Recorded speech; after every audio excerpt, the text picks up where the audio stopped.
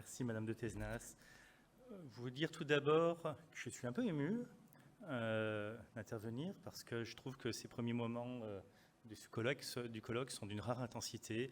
On n'a pas des PowerPoint avec 40 phrases par PowerPoint et je trouve qu'il y a un moment de vérité, d'intelligence avec des mots très justes donc je vais essayer d'être au niveau. En tout cas, merci de m'avoir invité.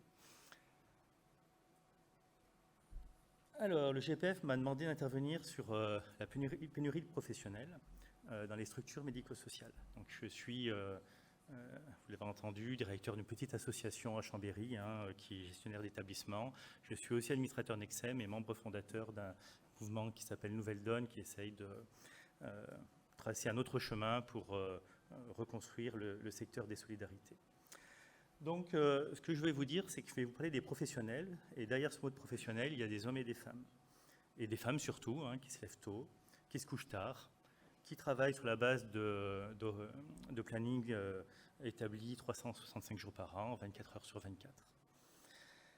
24. Qui font face à la complexité de l'humain, on l'a bien entendu, et même à la complexité de l'extraordinaire, qui interagissent avec des proches aidants souvent démunis face à cette complexité, et des proches aidants qui sont parfois en colère face au handicap et aux réponses que la société y apporte.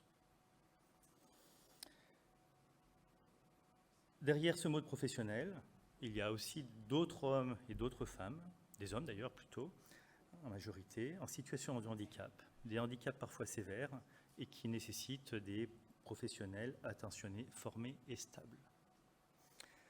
Vous l'avez compris, en parlant des professionnels, on va parler aussi des personnes en situation de handicap et de leur vie au sein des structures qui ont été créées pour les accompagner. J'ai intitulé cette intervention « Histoire d'un désastre et de ses résiliences ». Pour beaucoup, le mot désastre risque d'être un peu fort. Pourtant, les vacances de poste, le turnover au sein des équipes, l'intérim massif provoquent directement des situations de maltraitance, contraintes au sein de nos structures. Donc, je pense que désastre, ce mot-là n'est pas trop fort. S'ils avaient la parole, les personnes qu'on accompagne dans les masses, les femmes, ceux qui sont habitués à tel ou tel éducateur et qui, finalement, chaque jour retrouvent de nouveaux intervenants, nous diraient, pourraient utiliser ce mot. Donc, ils retrouvent des intervenants intérimaires ou CDD qui ne les connaissent plus,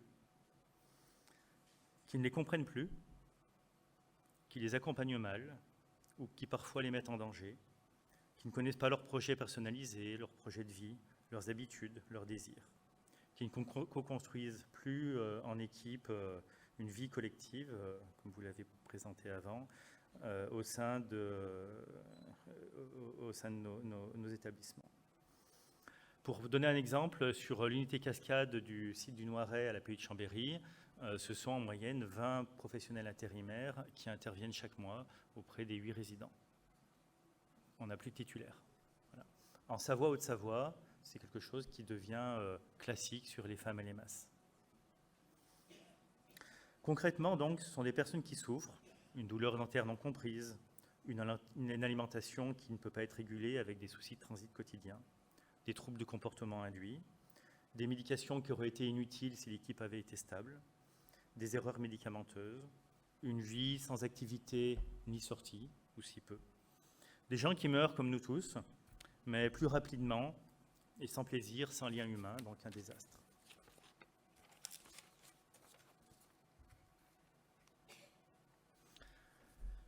Pour illustrer ce désastre et peut-être le comprendre, je vous propose le radeau de la Méduse de Théodore Géricault.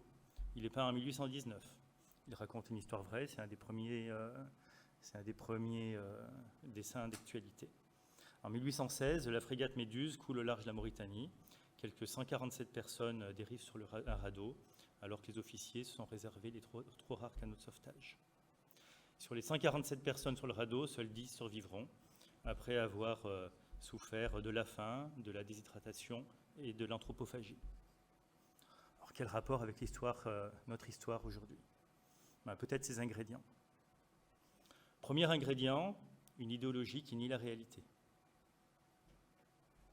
Ici, la Restauration de 1814. Un bon capitaine est un capitaine monarchiste. Tout comme aujourd'hui, une bonne société est une société inclusiste, dans laquelle le mot établissement, le handicap lourd, est nié, oublié.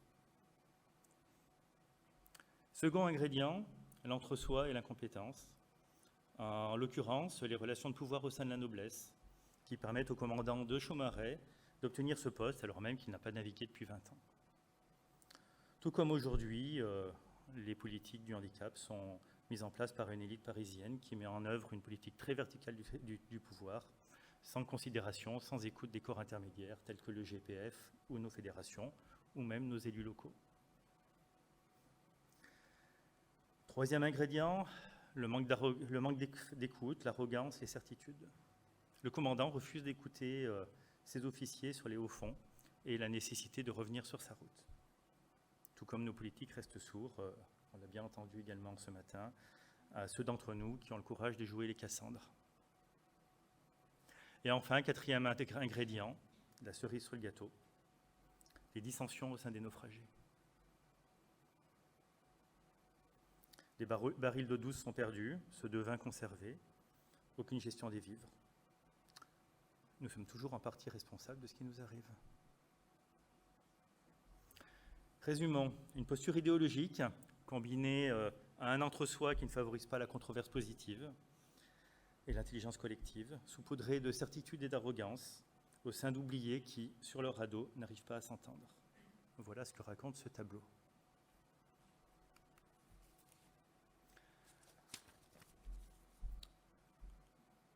Nous parlions un peu avant, avant de nous lancer dans le cœur du sujet, je voudrais que vous prêtiez un petit exercice. Regardez pendant 20 secondes ce tableau et vous le décrire mentalement.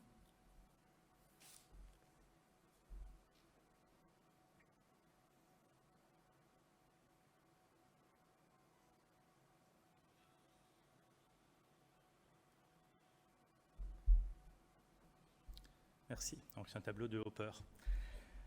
À cet exercice, la plupart des personnes parlent du soleil qui rentre, de la porte sur la mer, de cette bizarrerie, de éventuellement le salon derrière.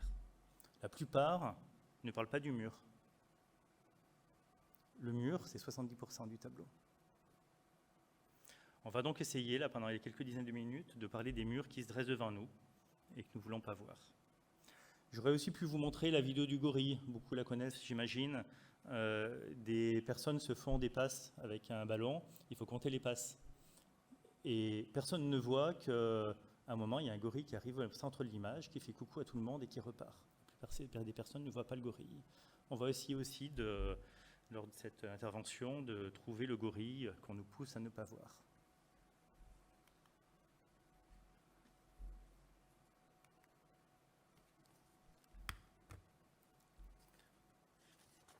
Alors, si la frégate La Méduse a échoué sur les hauts fonds, c'est bien qu'il y avait des bancs de sable et des hauts fonds qui existaient. Donc, on va un peu parler de mettre en évidence ces bancs de sable.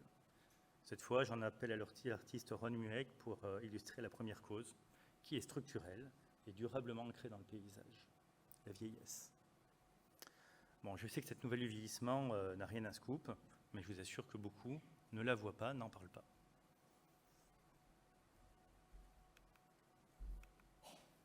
Je ne sais pas si vous le voyez, c'est un tableau qui présente les structures d'âge de la population en fonction des années. On va faire court. Aujourd'hui, on est entre 21 et 22% de la population qui a plus de 65 ans. En 2030, on sera à 33%. Plus tard, on va s'établir à peu près à 36%. Ce que ça dit, c'est qu'il y a un effet ciseau qui est terrible. C'est les économistes qui parlent d'effet ciseau, avec des besoins d'accompagnement pour des personnes vulnérables. Alors, toutes les personnes de plus de 65 ans ne sont pas vulnérables, mais quand même, on va tous devenir vulnérables à un moment ou à un autre, avec des besoins d'accompagnement qui vont devenir massifs, et de fait, une population active qui va se stabiliser, voire diminuer. Concrètement, c'est des besoins d'accompagnement, alors que la population active va diminuer. C'est très basique, mais finalement, on n'a pas l'impression qu'on le prépare. Ces changements, ce n'est pas pour demain, c'est aujourd'hui. 2030, c'est aujourd'hui. Cette évolution de 21% à 30% de la population active de plus de 65 ans, nous y sommes.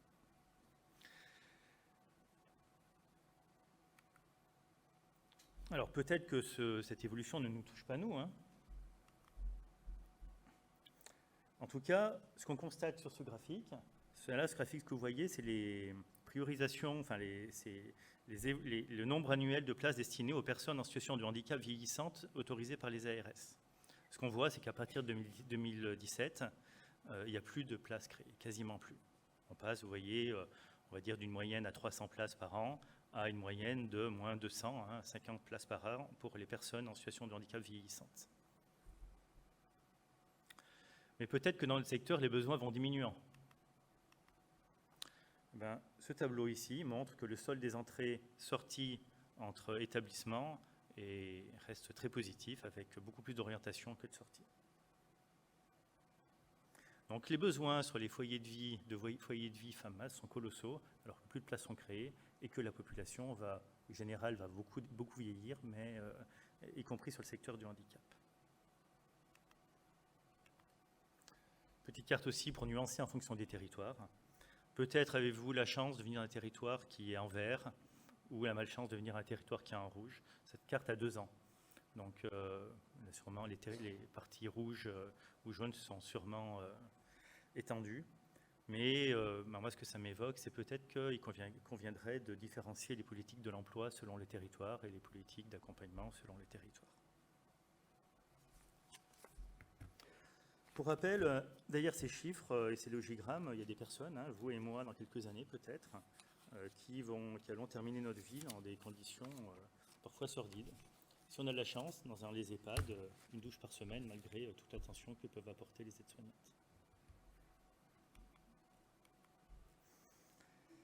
On continue dans l'art, avec la soupe du matin pour les ouvriers au XIXe siècle. Certes, nous n'en sommes pas là. Notre secteur échappe encore à la grande pauvreté. Mais il n'est pas trop fort de parler de paupérisation massive de nos professionnels. Quelques chiffres en 3 points.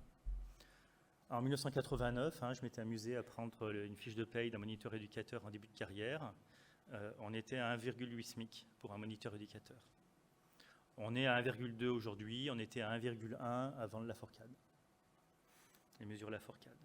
La pente est la même pour tous nos professionnels, que ce soit en convention 66, 51 ou dans la fonction publique. Ce que je veux dire par là, c'est que la politique de rigueur qui est menée depuis le début des années 80, elle arrive à sa fin. Je ne vois pas comment on peut continuer aujourd'hui à paupériser tout un secteur au risque que tout le monde soit au SMIC et qu'il n'y ait plus de différenciation. Forcément, ça passe par une sous-qualification des professions. On n'embauche pas les mêmes personnes aujourd'hui, les mêmes moniteurs éducateurs qui en proposent 1,8 SMIC en début de carrière que qui en proposent 1,1. Je pense que c'est une évidence. On voit aussi nos établissements désertés par les professionnels. On en voit tous des éducateurs qui font des reconversions et qui partent vers d'autres métiers. Ce qui est important de dire aussi, et ce qu'il faudrait dire sûrement avec plus de force, c'est que cette paupérisation, c'est aussi cliver et radicaliser des millions de citoyens. Ces citoyens qui travaillent dans ces secteurs, mais qui aussi en bénéficient. Derrière tout ça, derrière cette politique de rigueur et de paupérisation de nos professionnels, il y a sûrement un enjeu de démocratie. Second point, puisqu'on va parler un peu d'actualité, les mesures Laforcade. Elles ont revalorisé de 183 en 2021, d'abord les soignants, puis tous les accompagnants. Ce que je vais vous dire simplement, c'est que ces mesures Laforcade, c'est un jeu de dupes. On a eu 14% d'inflation en 3 ans. 14% d'inflation en 3 ans, ceux qui ont la chance de bénéficier des mesures Laforcade, ça a tout juste maintenu leur niveau de vie. Ceux qui n'en ont pas bénéficié, écoutez, je vais juste paraphraser Thierry, qui est agent de maintenance sur notre ESAT. En fin de mois, M. Pelletier, le frigo sonne creux. Et donc, c'est un jeu de dupes dont nous sommes victimes, mais aussi dont nous sommes acteurs. On en a été acteurs en faisant croire que le Ségur du médico-social équivalait au Ségur de la santé, ce qui n'en est rien. Le Ségur de la santé, c'était bien plus que les 183 €. En acceptant de rattacher la négociation de la convention collective aux revalorisations salariales, alors qu'une négociation de ce type prend plusieurs années. En voyant passer le train des revalorisations pour les autres, sans réagir ou très mollement. Troisième point, très court, pour rattacher à la carte de France que vous avez vue avant. Quand on parle d'inflation au niveau de l'INSEE, il faut savoir que l'inflation prend d'une manière très marginale le coût des loyers, le prix de l'immobilier. Donc sur les territoires comme la Savoie, la Haute-Savoie et d'autres, où le prix de l'immobilier est très important, l'inflation réelle est bien plus de 14%.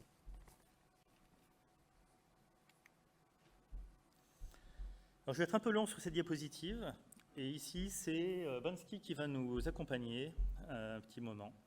Je vais là appeler des philosophes. Alors je disais, je ne suis pas philosophe moi-même, je vais essayer de traduire leurs pensées au mieux, un peu poussiéreux, d'après-guerre.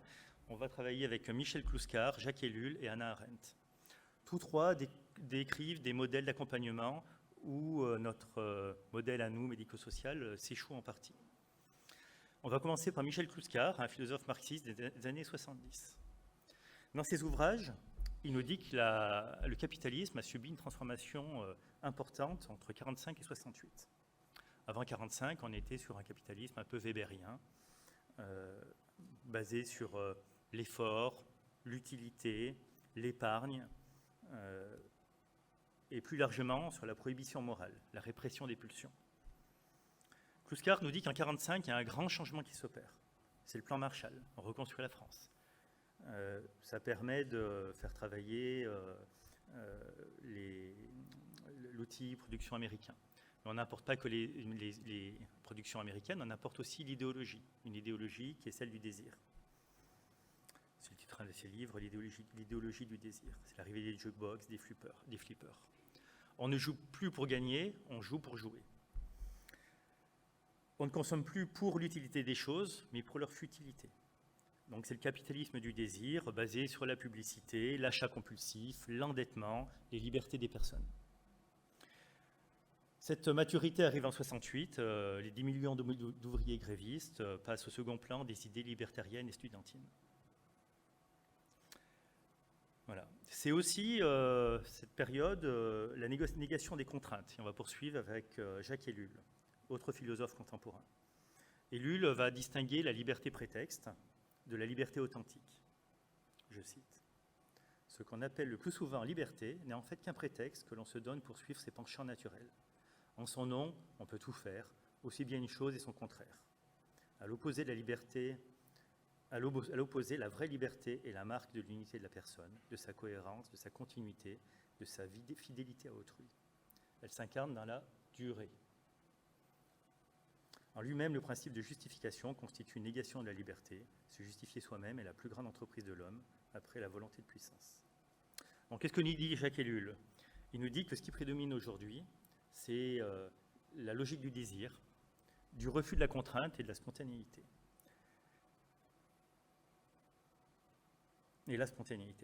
C'est l'abolition de la maîtrise de soi, la possibilité de s'élever au-dessus de ses pulsions. Voilà, l'authenticité, qui avant désignait l'accord entre ses actes et des pensées, aujourd'hui va désigner l'accord entre ses actes et ses pulsions. La liberté qui était avant la capacité à maîtriser ses pulsions devient la capacité à assouvir ses pulsions. Alors, comme je suis de Chambéry, je suis obligé de faire aussi encore un petit parallèle avec Rousseau, puisque Rousseau nous explique que dans son contrat social, on va lire sa petite phrase, ce que l'homme perd par le contrat social, c'est sa liberté naturelle et un droit illimité à tout ce qu'il tente et qu'il peut atteindre. Ce qu'il gagne, c'est la liberté civile et la propriété de tout ce qu'il possède. Pour ne pas se tromper dans ses compensations, il faut bien distinguer la liberté naturelle qui n'a pour borne que les forces de l'individu, de la liberté civile qui est limitée par la volonté générale.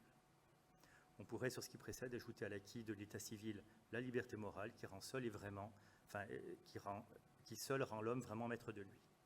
Car l'impulsion du seul appétit est esclavage et l'obéissance à la loi que l'on s'est prescrite est liberté. On aurait donc une inversion aujourd'hui de la société définie par un contrat social avec une tendance au retour à la liberté naturelle. C'est mon interprétation. En quoi ces évolutions nous impactent-elles? Tout d'abord parce que le handicap, c'est à côté de cette société du désir, en dehors même. C'est l'antithèse du désir, quelque chose qu'on a caché depuis des millénaires, de l'ostracisme de l'Antiquité à l'hôpital général lors de la Renaissance, puis dans les asiles de la psychiatrie. Et l'inclusion n'est qu'une notion très récente, en fait, par rapport à ces millénaires d'ostracisme et d'exclusion. Au-delà, on est dans un secteur qui est non marchand, assuré par des structures parapubliques ou voilà, proches du public, par des professionnels qui ont longtemps dit qu'ils faisaient ces métiers par vocation. À l'époque du capitalisme weberien, le dur labeur, la thésaurisation, l'effort étaient des choses qui étaient valorisées. Le temps long. Aujourd'hui, c'est certainement plus valorisant d'être chef de rayon à Decathlon qu'éducateur chez nous. Encore une fois, troisième point, l'accompagnement des personnes en situation de handicap nécessite du temps long pour des victoires parfois modestes vues d'un œil profane. On n'est plus dans la société de l'immédiateté, on est dans la société de l'immédiateté, de la compulsivité, du refus des contraintes. D'ailleurs, l'attrait de l'intérim répond à cette nouvelle société. Je vais choisir avec qui je vais travailler, combien de temps, plutôt pour un temps court d'ailleurs, en prenant un minimum d'engagement. C'est pas moi qui vais gérer les familles en colère, c'est pas moi qui vais gérer les projets personnalisés. J'ai pas de process qualité à travailler. Pas d'équipe pluridisciplinaire qui va me questionner, me faire bouger. Voilà. Autre écueil et non le moindre, la fin de l'autorité, décrite par Hannah Arendt. On entend souvent nos politiques nous appeler à restaurer l'autorité, à relégitimer l'autorité et la discipline, à parler de délitement de l'autorité, en confondant bien souvent autorité et autoritarisme. Hannah Arendt nous rappelle que l'autorité, ce n'est pas la violence, ce n'est pas la contrainte par la force, ni la persuasion par les arguments. C'est au contraire une forme qui exclut la force et l'argumentation, où chacun reconnaît la justesse et la légitimité de cette hiérarchie sans utiliser ni la force ni l'argumentation. Donc la question, c'est comment faire autorité sans autorité aujourd'hui, plutôt que comment restaurer l'autorité. On doit faire fonctionner en alignement avec nos valeurs, dans une démarche managériale de controverse positive, en associant tout le monde, famille, professionnels, personnes accompagnées. Parfois, nous passons notre temps en fait, à convaincre, à argumenter, à expliquer, dans un climat de suspicion de plus en plus radicalisé au sein de nos structures. Je vais être clair, je ne suis pas un nostalgique de l'autorité ou de l'autoritarisme, mais l'autorité au sens de Hannah Arendt, donner à chacun dans nos organisations une place légitime et reconnue. D'ailleurs aussi, bien sûr, aux éducateurs, l'autorité de l'éducateur. Cette place de chacun est la pierre angulaire du cadre socio-éducatif de nos organisations. Sa disparition, décrite par Hannah Arendt, que moi je pense réelle, les fragilise, nous fragilise. L'alternative se développe aujourd'hui, c'est des éducateurs libéraux, des prestations personnalisées, des indemnités aux proches aidants, une société atomisée.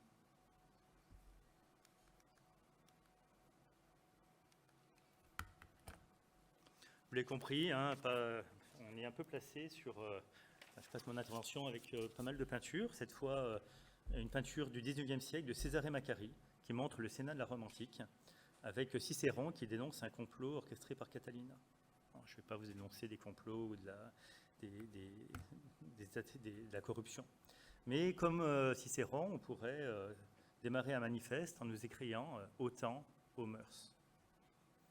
Ceci pour déplorer l'abandon par le politique des sujets sérieux, des sujets de fond, des sujets qui font mal aux finances, des sujets complexes, des sujets de temps long qui ne sont pas médiatiques. Quelques exemples rapidement. Une politique du secteur du handicap qui ne comprend pas notre complexité, en se voulant seulement inclusive, en vouant aux hégémonies tout ce qui comporte des murs. De là, sûrement, le découplage entre le sanitaire et le médico-social entamé en 2020, lors du Ségur de la Santé. De là aussi, sûrement, nos dotations en baisse, en euros constants, depuis quelques années. Deuxième point, une politique qui fait l'impasse sur les vrais débats. À quand une vraie politique sur les vulnérabilités, avec une 5e branche, vraiment pensée et financée. Une politique qui ne régule pas. L'intérim, aujourd'hui, nous étrangle. Un intérimaire n'a ni la flexibilité ni la précarité aujourd'hui. Sur l'appui de Chambéry, sur 550 postes, on a 30 postes vacants. Ces postes sont occupés par des intérimaires, ils pourraient être chez nous. Voilà. Donc pour moi, par exemple, la prime de fin de mission qui était là pour financer et la précarité et la flexibilité n'a plus lieu d'être sur nos territoires en tension. Pareil. Quatrième point, une politique qui botte en touche. Un petit exemple, le plutôt bon reportage de Zone Interdite qu'on avait vu au mois de mars sur les dossiers noirs, soi-disant, du handicap. Pourquoi commence ce reportage? Il commence par une journaliste qui se fait embaucher comme AESH dans un collège. Et là, ça se fait au hasard, pas comme par la suite avec un lanceur d'alerte qui a un IME bien ciblé. Totalement au hasard. On la voit arriver dans le collège, les enfants ne lui ont pas été présentés, elle les cherche, elle passe d'une classe à l'autre. Une fois qu'elle les trouve, ça se fait mais en plein milieu de la classe pour qu'elle se présente elle-même auprès des élèves. Rien n'a été préparé. On lui demande en Ulysse d'occuper les élèves qui en fait n'ont aucun apprentissage scolaire. Et puis, quand les parents demandent ce que les enfants ont fait, on leur ment et on demande à l'ESH de mentir aux parents. De tout le reportage, c'est mon regard, mais de tout le reportage, je n'ai rien vu d'aussi scandaleux. Et qu'est-ce qu'on entend le lendemain matin sur, je ne sais plus, France Info ou France Inter, notre ministre qui parle de maltraitance dans nos établissements, qui annonce des inspections systématiques dans l'ensemble des établissements l'année qui va suivre, et 130 embauches d'inspecteurs ARS, pour lesquels j'ai un profond respect. Mais voilà, cette partie-là, vraiment, on a complètement botté en touche sur le sujet qui était central, qui était les 20 premières minutes du reportage, qui était comment on organise une vraie école inclusive. Et pas ce qu'on a vu qui est un vrai... Cinquième point, une politique incohérente dictée par des annonces et des effets de manche. Je vais citer les 50 000 solutions. C'est bien de créer des solutions, mais aujourd'hui on a tellement de secteurs sur lesquels qui sont en train de sombrer sur nos femmes masse. Sur la pays de Thonon, en Haute-Savoie, des unités de femmes qui ont fermé, et c'est le cas sur plusieurs associations autour de chez moi. Les tricotages, je pourrais parler des tricotages de la loi de 2005 qui faisait des MDPH le guichet d'entrée des personnes en situation de handicap et de leurs aidants, avec la création des C360 qui interviennent sur la RAPT en même temps que les MDPH, ou le plan de transformation des ESAT avec France Travail qui devient prescripteur. Donc, comme Cicéron, on pourrait dire autant aux mœurs.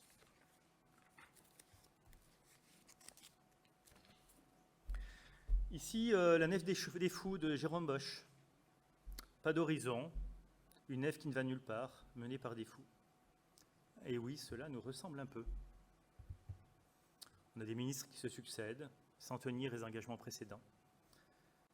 Qui se rappelle que Aurore Berger avait promis les revalorisations nuit et jour férié en octobre dernier, à l'instar de ce qui avait été fait dans le sanitaire. Où est la fin du découplage qui avait été annoncé par la même Aurore Berger entre le sanitaire et le médico-social? Qui se souvient de M. Combe et de ce qu'il a fait dans le secteur? Comment interagir avec des agences régionales de santé? Encore une fois, j'ai le plus grand respect pour les inspecteurs des ARS qui font vraiment un travail, le meilleur travail qu'ils peuvent sur les territoires de Savoie et sur d'autres territoires. Mais je constate que les ARS sont sont une agence sur laquelle on a peu de prise, peu de marge de manœuvre, que les choses descendent de manière très verticale du ministère. Pour vous citer une anecdote, lors d'un CTS où j'avais interpellé le directeur général de l'ARS qui présentait le schéma régional de santé, je l'avais interpellé sur, en 2021, les postes vacants sur nos structures et la maltraitance contrainte qu'on y vivait. Sa réponse avait été « Je ne peux que pleurer avec vous, monsieur ». Moi, je ne cherchais pas à pleurer, sachant que c'était un directeur général qui avait l'oreille du ministre de l'époque, monsieur Véran. Je l'interpellais et je voulais voir comment il pouvait se battre avec nous pour changer la situation. Je ne peux que pleurer avec vous. Pauvres de nous, donc des raisons démographiques, des raisons sociétales, un délitement politique, on n'a vraiment pas de chance. Vous m'en excuserez, mais je vais rajouter une couche, notre propre incurie. Tout d'abord, des fédérations en ordre dispersé et au positionnement timoré. Donc, les premières structures à dénoncer les effets de bande de Ségur, ce n'était pas nos fédérations nationales, je n'en citais aucune pour ne pas les vexer, c'était des associations locales. Septembre 2020, des tribunes déjà, mais d'APUI, d'associations locales. Je pourrais vous les sortir. Voilà, depuis, chaque fédération mène ses propres actions, dans le moins pour qu'on puisse dire, et qu'elles sont discrètes, on le verra après. Une autre de nos incuries, je pense, c'est notre perméabilité à certains discours issus du wokisme. Je trouve l'intersectionnalité, certains éléments du wokisme intéressants comme manière de penser, mais quelque chose qui m'embête, moi, c'est cette idée comme quoi seules les personnes concernées ont la légitimité de témoigner de ce qui est bien pour elles, de ce qui les concerne, des ségrégations dont elles sont victimes. Pourquoi pas? Mais même si, personnellement, je trouve ce raisonnement contestable, dans notre cas à nous du handicap, je trouve que ce raisonnement est complètement vicié. Parce que dans notre secteur du handicap, certes, il y a des personnes qui arrivent à s'exprimer, mais sur le handicap lourd, n'oublions pas que le langage n'est pas possible, même avec la communication alternative et augmentée. Qui est plus légitime pour présenter les personnes polyhandicapées que les professionnels et leurs parents? Troisième raison, on en a un peu parlé avant, le handicap a été caché depuis des millénaires. Donc la communication dans notre secteur est à la traîne. On ne communique pas sur le handicap. C'est tellement quelque chose qu'on cache que c'est relativement nouveau, la communication sur le handicap. Et dans un monde médiatique de temps court, on passe au second plan, d'autant plus qu'on a une certaine complexité. Quatrième raison, et je m'arrêterai là, mais il y en a sûrement d'autres, mais avant, pendant longtemps, sans rien demander, on obtenait. Voilà, des nouvelles places, des structures expérimentales, des taux directeurs à peu près corrects. Voilà, le monde a changé. Aujourd'hui, pour exister, il faut s'imposer, il faut se radicaliser, il faut arrêter d'être trop poli. Il y a sûrement la complexité du secteur qui ne nous aide pas non plus. Bon, à présent qu'on a dévissé du haut de la montagne, je vais essayer de essayer d'imaginer un peu comment est-ce qu'on peut espérer, après ces discours un peu pessimistes, et sur quoi nous appuyer pour imaginer les solidarités de demain. Avec Jacques Ellul un peu avant, on a vu que l'authenticité ne désigne plus l'accord entre ses actes et ses pensées, mais entre ses actes et ses pulsions. Moi, je propose qu'on assume d'être de l'ancien monde, celui de la congruence, c'est-à-dire l'alignement entre ses pensées, ses paroles et ses actes. Celui de la noblesse des contraintes, qui de toute façon font partie de nos missions. C'est un peu con, mais les personnes qu'on accompagne, elles sont handicapées 24 heures sur 24, toute l'année. Donc de toute façon, on n'a pas le choix. Donc autant assumer d'être de l'ancien monde, celui de l'engagement. Une liberté engagée. Et puis, c'est cet ancien monde qui fait sens, et au final, le sens, aujourd'hui, c'est tout ce qui nous reste. Il faut aussi dire que pour mener une vie professionnelle dans notre secteur, c'est une vie incroyablement passionnante. C'est une mission impossible. C'est une vie d'aventure où chaque jour est différent, surprenant, imprévisible. C'est d'ailleurs pas une seule vie, mais c'est plusieurs vies, car notre secteur est incroyablement varié. Travailler avec des personnes polyhandicapées, peut-être après, au bout de quelques années, passer sur le handicap psychique, sur la protection de l'enfance. 5 minutes, mon Dieu. 7 minutes, je vais faire très vite. Voilà. Et puis, je crois qu'on l'a un peu dit, c'est quelque chose, cette vie professionnelle permet aussi de se confronter à autrui, de grandir, de mûrir. Petite anecdote, je suis désolé, les anecdotes, j'aime bien. Une professionnelle qui avait passé un entretien pour travailler sur l'IME sur lequel j'étais directeur, qui avait un tatouage en hindi, je me demandais ce que c'était « Devine qui tu es ». Pour deviner qui on est, grandir, s'élever, je trouve qu'on a des très beaux métiers. Donc il faut en communiquer comme une mission, certes impossible, mais pleine d'aventures. Alors, comment poursuivre la mission? Être vraiment disruptif. Encore un tableau que vous connaissez tous, Manet avec le déjeuner sur l'herbe. Manet, c'est contemporain impressionniste. On rompt avec 1500 ans d'histoire de l'art, par la technique picturale, le choix du sujet, et puis aussi un élément immoral, une femme nue au milieu d'hommes en train de déjeuner. On pensait, juste avant ça, que la peinture, c'était fini. 1839, c'est l'arrivée de la photographie. Et les impressionnistes renouvellent tout. Peut-être qu'aujourd'hui, alors, à l'heure où on est accusé d'être des univers carcéraux par l'ONU, où on nous annonce des inspections renforcées, où on commence à être envahi par des groupes pseudo-non lucratifs, voire lucratifs, peut-être qu'il faudrait réfléchir à comment faire très différemment à l'image des impressionnistes. Des fois, il y a des idées qui peuvent venir aux fonctionnaires. Voilà. Je ne suis pas non plus un anti-système à la base. Le rapport de Denis Pifteau en 2021, je le trouve remarquable. Alors, je vais être très rapide, mais notamment sur la manière dont il nous invite à travailler en miroir pour la personne accompagnée et pour le professionnel accompagnant. C'est un extrait de son rapport, et je vais le citer. La valorisation des métiers va se décliner en miroir sur les mêmes dimensions de pouvoir d'agir que celles qui s'appliquent à ceux que les professionnels accompagnent. Voilà. Et pareil sur l'exercice hiérarchique, il a amené à remplir une fonction facilitatrice et accompagnante, permettant à chacun d'agir sur ses propres résultats. Bref, une autre manière de travailler et d'imaginer le management. Ce rapport, aujourd'hui, j'entends presque plus parler, hein. Il est remarquable, 2021. Une autre piste suivie par les impressionnistes, hein, avec sa femme nue qui déjeune dans l'herbe, c'est ne pas avoir peur de heurter les convenances ou les habitudes trop installées. Au président de Nexem qui descendait en région en 2022, j'avais pu dire qu'il fallait arrêter d'être poli et feutré avec les personnes en responsabilité de ce désastre. Aux professionnels qui travaillent dans nos institutions, peut-être qu'eux aussi doivent réfléchir comment bouger, peut-être réaccepter que les parents interviennent avec eux sur des actes mixtes professionnels et personnels sur nos établissements. Aux parents, il faut rappeler qu'ils sont aussi citoyens, non pas juste des consommateurs, et que sans leur implication auprès des élus et dans nos associations, il ne faut pas s'étonner de voir le bateau couler. Et à nos concitoyens, il faut trouver le moyen de leur dire, de leur montrer ce qu'est la vie dans nos établissements, et que la vie, ce n'est pas que les algorithmes que veut nous montrer, n'est pas que ce que les algorithmes de TikTok ou de Instagram veulent nous montrer. Donc, soyons disruptifs, imaginons le monde de demain, celui des plus de 65 ans et du handicap. Alors, cessons d'être polis, disions-nous, et retrouver un ADN militant. J'arrête pas d'entendre quelque chose qui m'énerve vraiment. Ah, mais on n'a pas de tracteur, nous. Voilà. Et ben voilà de quoi on est capable. Un sitting à 10 devant l'Assemblée nationale pour Nexem la fin d'année dernière. La photo est pas vilaine, mais voilà. Où est la force de notre réseau? Des centaines de milliers de salariés, 650 000 salariés pour Nexem et FEAP. Nos centaines de milliers de parents, nos centaines de milliers de personnes en situation de handicap. Où est notre imagination, notre capacité à avoir des idées à la con? Pas si bête que ça.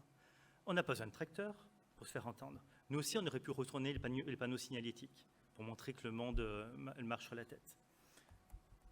Regardez ce que peuvent faire des associations avec quelques centaines ou milliers d'adhérents. Act Up, ses actions. Quelques centaines d'activistes qui changent le cours d'une politique de santé sur des sujets largement aussi tabous que le handicap.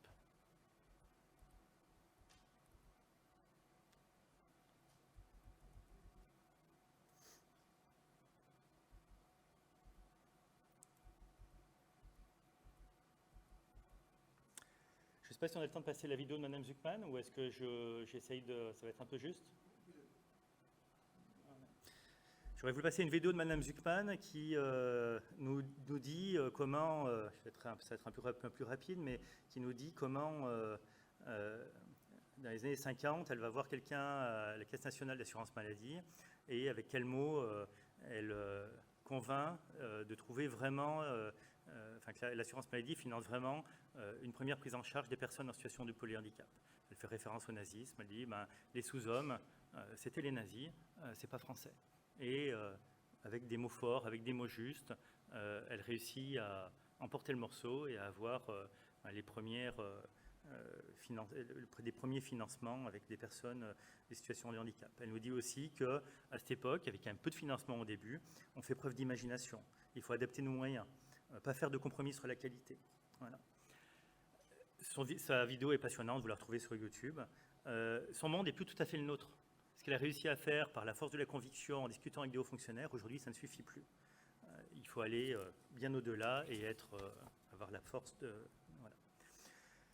Plus beaucoup de diapos, rapidement, encore un tableau avec Cincinnatus cette fois, dictateur dans le bon sens du terme, ça existe, hein, pour dire qu'aujourd'hui, ce qu'il nous faut, c'est effectivement deux jambes, une jambe éthique, une jambe politique. Et la jambe politique, il faut trouver des gens qui portent ça. Il faut trouver le goût de la chose politique publique dans nos fédérations. Et bien au-delà qu'en proposant des livres blancs, des plans Marshall et autres dossiers qui vont coller des armoires. Peut-être en pratiquant quelques idées, bien plus, voilà, peut-être en proposant une assemblée citoyenne, pas sur le climat cette fois, mais sur ce qui fait contrat social, au sens rousseauiste du terme, entre nous, concitoyens. Et le sujet serait idéal, le vieillissement. Comment est-ce qu'on peut imaginer une société demain avec des propositions, charge à l'appareil ensuite parlementaire, donner une forme réglementaire. Et puis poser les questions qui fâchent, celle de la priorité entre les publics avec une ressource humaine qui est limitée, celle de la fiscalité. Est-ce que c'est une bonne idée de supprimer des impôts quand la charge augmente, quand nos structures de solidarité sont en train de mourir? Celle de la rémunération du travail, celle du chômage, celle du niveau des prestations sociales. Alors vous avez pensé que je suis un révolutionnaire? Pas du tout, hein. Je moi, le handicap, ni de droite ni de gauche, je suis ambidextre, hein, mais simplement les artistes et les philosophes sont souvent de gauche, donc forcément je me trouve avec des illustrations de gauche. J'ai un peu hésité avant de mettre ce tableau qui est très révolutionnaire, mais j'aime les couleurs et l'enthousiasme qui en ressort, parce que pour répondre à nos défis, notre secteur devrait retrouver cet enthousiasme et ces couleurs. Donc retenez, laissez tomber les armes et puis les corps, voilà, mais retenez le geste, la beauté du geste. Rien ne sera possible, ça pourrait dire que rien ne sera possible sans des salaires décents. Des salaires qui permettent de payer à leur juste valeur des personnes qui ont investi dans des études, qui ont une profondeur de pensée sur la manière de pratiquer leur métier, qui assurent des contraintes importantes, horaires, physiques, psychologiques, sur lesquelles je n'ai pas à revenir. Certains d'entre vous savent que je défends l'idée de combat commun avec les syndicats salariés. Pas tous, mais certains. Qu'il faut découpler des mesures salariales d'une nouvelle convention collective. Qu'il faut certes une nouvelle convention qui soit plus adaptée à la société horizontale dans laquelle on vit aujourd'hui. Et je défends, vous l'avez compris un peu avant, l'utilisation efficiente de nos forces vives. La mise en place d'actions symboliques médiatiques d'ampleur, ce qui n'est pas du tout le cas aujourd'hui. Pour finir, les raisins de la colère, et aux yeux de ceux qui ont faim, la colère grandit, dans les âmes des gens, les raisins de la colère se remplissent et s'alourdissent annonçant la vendange prochaine. Bon, la littérature, tout ça, je n'appelle pas à la révolution du tout, mais pour moi, il y a deux manières aujourd'hui, dans notre contexte, de lire cette citation. C'est l'enjeu de démocratie dont je parlais tout à l'heure, avec une politique aujourd'hui qui risque de nous mener au pire, en paupérisant massivement des pans entiers de la population, en mettant à mal les solidarités. On le verra peut-être en partie dimanche. Deuxième lecture, c'est-à-dire que pour nous faire entendre, nous dans notre secteur, il faudrait réussir d'être de nouveau en colère. Ce qui se passe depuis 4 ans est scandaleux dans notre secteur, je pense qu'on est tous là pour le dire. On vit des situations de maltraitance contrainte, derrière ce terme, c'est un désastre, c'est le radeau de la Méduse qu'on vit. Et il faut qu'on réussisse, retrouve l'énergie d'être en colère dans notre secteur pour être une colère juste, courageuse, imaginative, sans laquelle le radeau de la Méduse continuera de couler. Voilà. J'ai fini mon intervention, merci de m'avoir écouté.